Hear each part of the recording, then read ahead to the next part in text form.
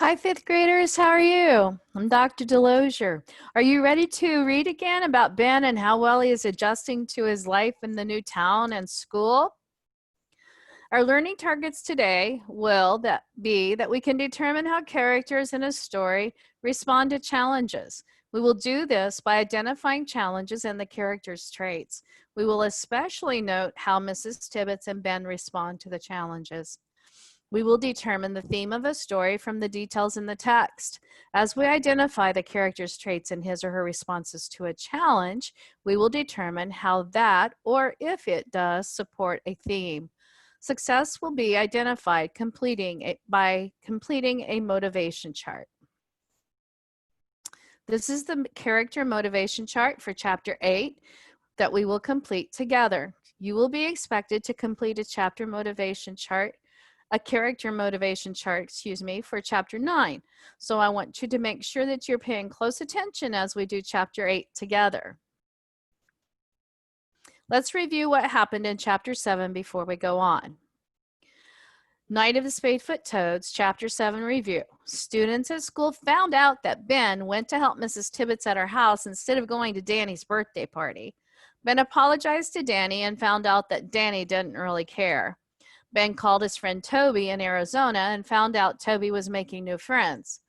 Ben went to the woods to be by himself and think, and he found a frog. The frog jumps out of his hand and then he heads home because his mom called. Chapter 8. Ben is sitting in class the next morning and Mrs. Kuchar is writing assignments on the board. The spelling words are there to be copied, but Ben's not interested. Last night, his mother found one of his favorite books, Amphibians of the World, when she was unpacking one of the boxes in his sister's room. Ben hugged it to his chest like a lost friend, then stayed up late reading and studying the photographs. He opens the book on his lap and leafs through the pages again. Spelling can wait. He turns to the section on frogs and toads in Costa Rica and finds the picture of the golden toad, whose skin is an absolutely brilliant golden orange. The book says the golden toad hasn't been seen for more than a decade. Scientists think it's extinct. Frogs are disappearing all over the world. When you read this paragraph, what does Ben do that is like characteristics of Jenny? Think back in the text, way, way back. Let's go on. Ben starts to draw a picture of the golden toad. His colored pencils are dull, so he gets up to sharpen them. Ryan follows him to the sharpener. Ben, Ryan whispers. Hey, Ben. Yeah, this is for you. Ryan hands him an envelope. Ben's name is on the front, written carefully in large block letters. You can open it now, but be kind of quiet, Ryan says. He's hopping back and forth from one foot to another, doing his crazy dance, waiting. Ben shrugs and opens the envelope. The card inside is in the shape of a party hat. I'm having my own party, like Danny's, but different. It's in a month. I'm giving you the invitation early so you can make sure to come.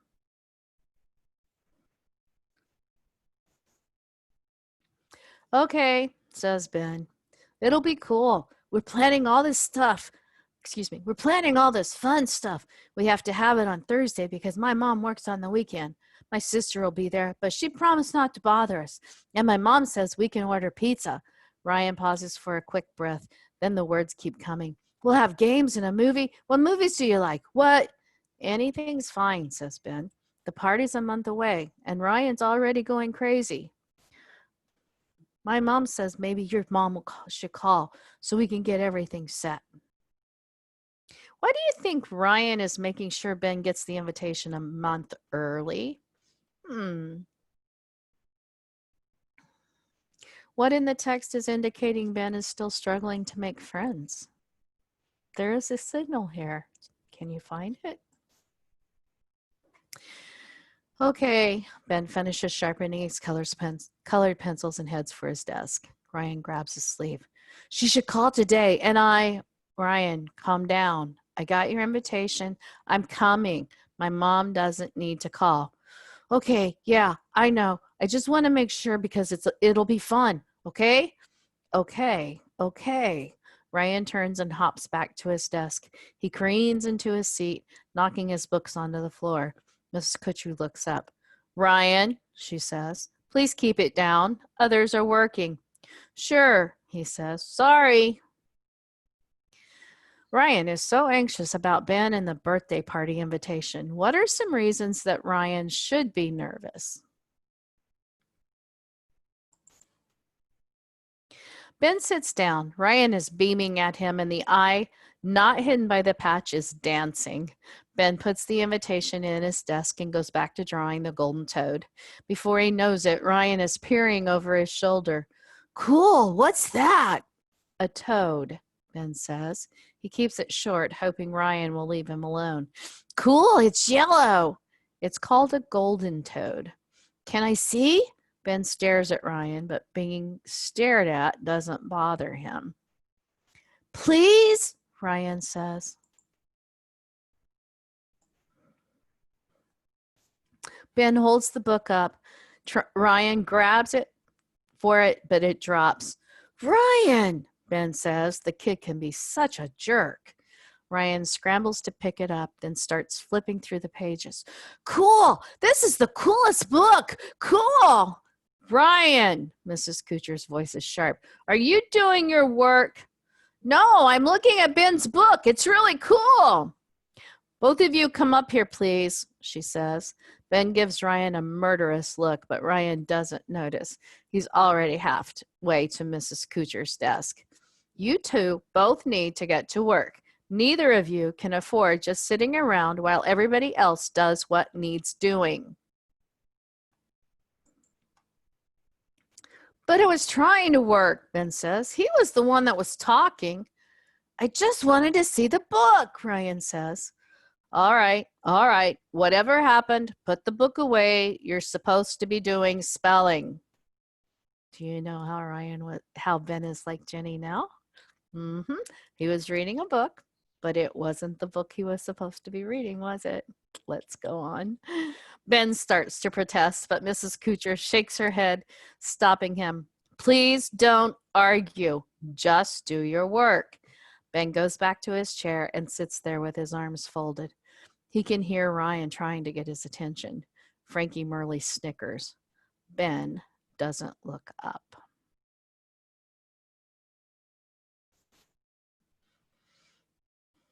We have a change in the setting. See the frog? Let's see what happens. Right after he gets home from school the next day, Ben tosses his backpack onto the sofa and hurries into his backyard.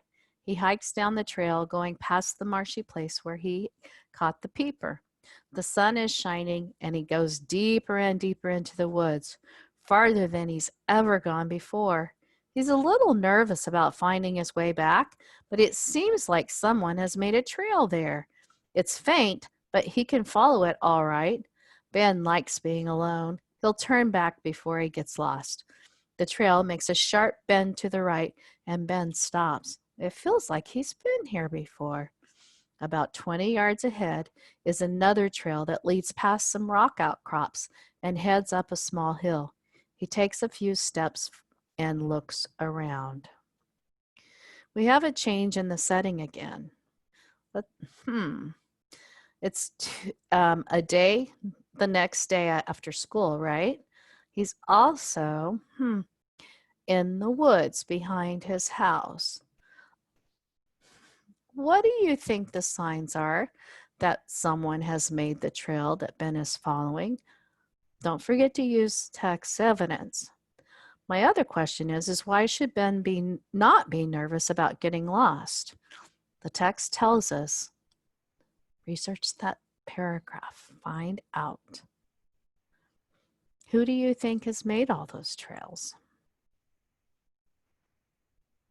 Where do you think Ben is?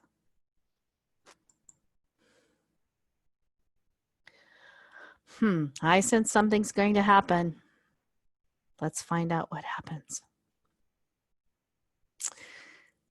This is the path he and Mrs. Tibbets explored last Saturday. His family's land not only backs up to Mrs. Tibbets' property, the two places are connected by a system of trails. He hurries up the path and comes to the vernal pool. He sits on the big rock beside it for a moment, but he's too excited about his discovery to sit still. He jumps up and takes the path toward Mrs. Tibbets' house. Maybe he'll just knock on the door and say hi. The trail leads him to her backyard. The garage is right in front of him.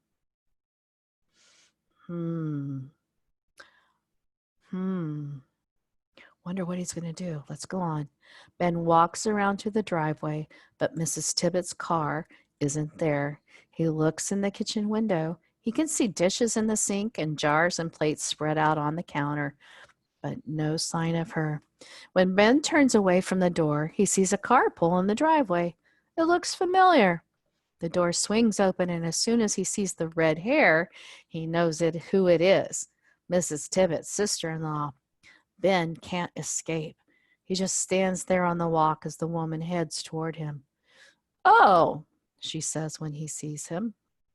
"Hi," Ben says. "Who are you?" "I'm Ben Maroney," Ben says. "I'm one of Mrs. Tibbets' students." The woman frowns. Ben looks at her and then instinctively thrusts his hand out. Hold on just a minute. She looks at it like she doesn't want to take it, but then she does. Her hand is dry and bony. "I'm Mrs. Tibbets' sister-in-law," she says, "Tabitha Turner." "Where is she?" Ben shakes his head. "No one's home. I just came over to, sometimes I do work around the house for her." Tabitha Turner exhales with disgust. "Of course she's not here. What was I thinking? Just because she'd said she'd be here means absolutely nothing." She glances at her watch. "I don't have time for this." She looks at Ben like she's not sure why he's still there. I probably should go ahead and leave now." "Well, I can't wait around here any longer," Mrs. Turner says, heading back to her car. "The woods here are really nice," Ben says. "It's a nice place." The words are out of his mouth before he realizes what he's saying. Tabitha Turner stops in the driveway and turns slowly. "Has she been talking to you about this land? What did she say to you?" "Nothing. She just took me on a walk through the woods and showed me all the things that are living around here." Tabitha Turner shakes her head again and blows air out through her mouth in a violent burst. "Oh, that woman!" Why does Tabitha ask Ben if Mrs. Tibbets has been talking to him about the land? Use text evidence to support your answer. And don't forget, good readers do go back in the text, sometimes even a chapter or two, just to support your thinking about the text. Let's go on. She gets in her car and Ben watches her pull out of the driveway. He goes back to the kitchen door and looks inside one more time. As he heads toward the woods, he spots the cage under the lean-to by the garage. He stops, then takes a few steps closer. There's no movement inside the cage. He approaches it and puts his face close to the wire. It's too dark in the little enclosure to see anything.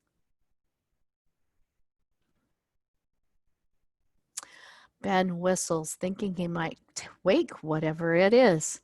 "Hey," he says, and gives the cage a gentle shake. He still doesn't see anything, but he thinks he hears something move inside the closed-off part of the cage. Now he's really curious. "I won't bother them," he thinks. "I just want to get a look of what kind of snakes live in the cage." Do you think he should be doing this? Why or why not? I sense something is really going to happen. What from the text indicates how I know this? Ben looks around. Thick grass grows in tall clumps, but he sees a stick about 2 feet long lying by the side of the garage. He picks it up and very carefully pushes it through the crack along the edge of the door. He manages to maneuver the stick into the small entrance to the enclosure, but he can't get it in far enough. There's too much of an angle. Now, figuring this out has become a challenge. Ben forgets about Mrs. Tibbetts' warning. He gives the cage another shake, but nothing happens. The cage door is held with a hasp, a twist tie, something you'd use on plastic bags, holds the hasp closed. If I open the door a tiny bit, Ben thinks, I can get the stick into the nesting area and move it around a little. Then I'll close the door quickly as soon as the snake shows itself. Ben carefully unwinds the tie on the hasp and takes it off, stuffing it in his jacket pocket. He tries to pull back on the door, but the cage is old and the door sticks a little. He gives it a harder yank and it pops open. There's still no movement from the closed-off area, so he slides the stick in along the floor, keeping the door open just enough for the width of the stick. He pushes it into the enclosure and moves it around. There's something in there. He tries to slide the stick underneath it and lift it a little. He doesn't want to poke it. Whatever it is, it's heavy, and it moves against the stick. Then he sees it. Why does Ben open the snake cage when he has been told not to go near it? Show text evidence to support your answer. All right, so here is your assignment. You need to read the rest of Chapter 8, answer at least 3 of the questions in the sidebars on the slides, making sure you go back to the text and support your answer with the text evidence. Tomorrow, we will complete the chart for Chapter 8, and then you will complete the chart alone for Chapter 9. This is good practice comprehending and discussing the text. You may use the slideshow to finish reading Chapter 8, or go to ReadyGen and read with the online reader. Please write your responses in your journal. Your answer should be similar to, this is my answer, because the text, page blank, says, and then quote the text. Higher level learning will use complete sentences and multiple examples from the text to answer the question. I always enjoy reading with you, and I will also enjoy reading with you in the future. You guys are such great students, and I'm so proud of you. You can do this. Don't forget, finish Chapter 8, answer at least 3 questions, and use as multiple examples to support your answers. Have fun reading.